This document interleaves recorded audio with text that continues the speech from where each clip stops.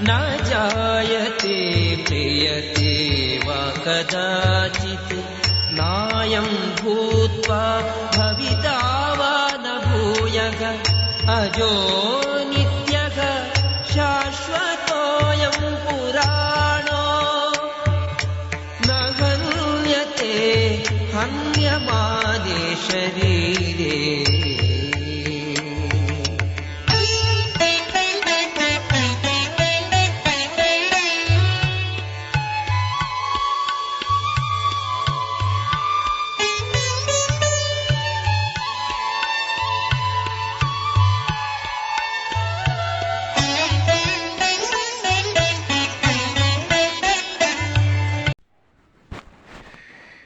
कृष्ण कहते हैं, यह आत्मा न तो कभी जन्म लेती है और न कभी मरती है।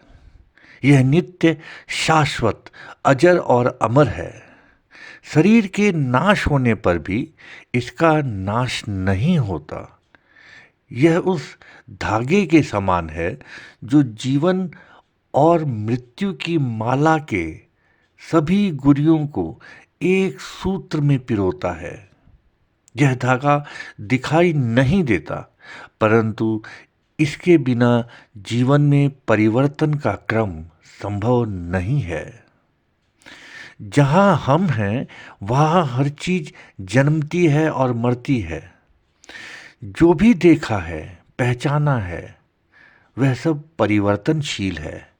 लेकिन इन सभी परिवर्तनशीलताओं के मध्य एक स्थायी, एक अजर अमर तत्व है जिसे हम आत्मा कहते हैं। यह आत्मा वह अजात सूत्र है जो जन्म और मृत्यु के पार है। जैसे सिनेमा के पर्दे पर दृश्य आते हैं, जाते हैं, लेकिन पर्दा अचल रहता है, उसी प्रकार जीवन में परिवर्तनशील घटनाएं आत्मा के स्थायित्व पर आधारित है।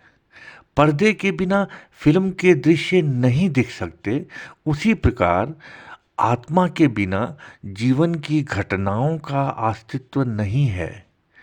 यह आत्मा उस पर्दे के समान है जो सभी रूपांतरणों के पीछे स्थिर है, शाश्वत है। सिकंदर, जिसने अनेक देशों पर विजय प्राप्त की थी, एक बार अपने सैनिकों के साथ एक गांव में पहुंचा।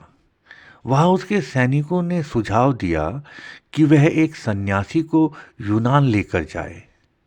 सैनिकों ने कहा, धन और संपत्ति तो बहुत लूट चुके, लेकिन एक ऐसी चीज ले चले जो हमारे पास नहीं है। यूनान में उसका नितांत अभाव है, वह है एक सन्यासी।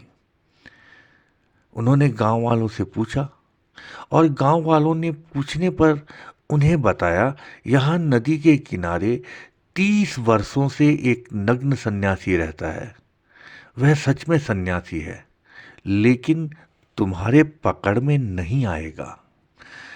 सैनिक नंगी तलवारें और जंजीरें लेकर उस सन्यासी के पास पहुंचे।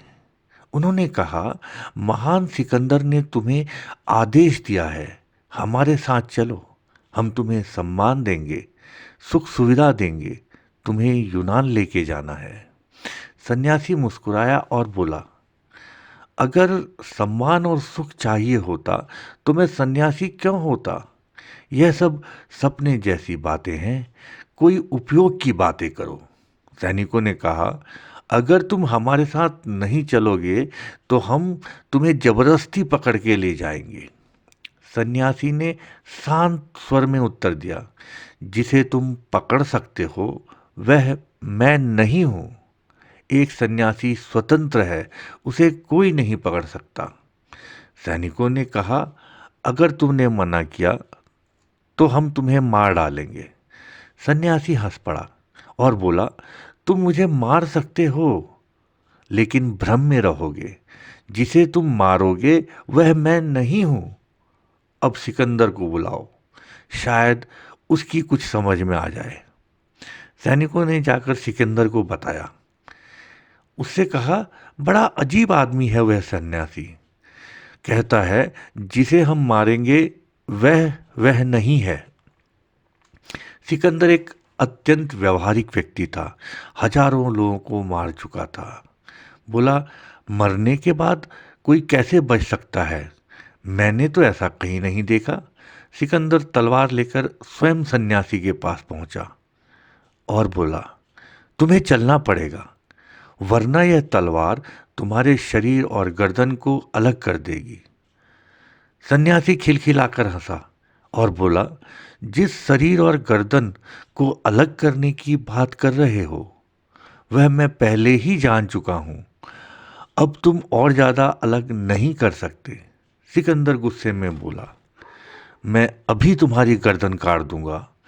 मैं व्यवहारिक आदमी हूं, दार्शनिक बातों से मेरा कोई लेना देना नहीं, मुझे उस पर विश्वास नहीं। सन्यासी ने शांतिपूर्वक कहा, तुम अपनी तलवार चलाओ। जैसे तुम देखोगे कि गर्दन नीचे गिरी, वैसे ही मैं भी देखूंगा। जिसे तुम काटोगे वह मैं नहीं हूं। यह सन्यासी वही बात कह रहा था जो श्री कृष्ण भगवत गीता में अर्जुन को समझा रहे हैं। आत्मा को न छेदा जा सकता है, न काटा जा सकता है, न जलाया जा सकता है। सन्यासी का अनुभव बताता है कि जब हम इस शरीर को ही मैं मानते रहते हैं तब तक मृत्यु और भय से बंधे रहते हैं। लेकिन जब हमें यह समझ आ जाती है कि हम इस शरीर से परे हैं, तब जीवन और मृत्यु के बंधन समाप्त हो जाते हैं। सन्यासी और सिकंदर की यह कहानी आत्मा के शाश्वत सत्य की गहरी झलक देती है। आत्मा वह स्थायी तत्व है जो शरीर के नाश होने पर भी अजर अमर रहता है। इसे जानने के बाद मनुष्य हर भय, हर दुख और हर परिवर्तन से मुक्त हो सकता है।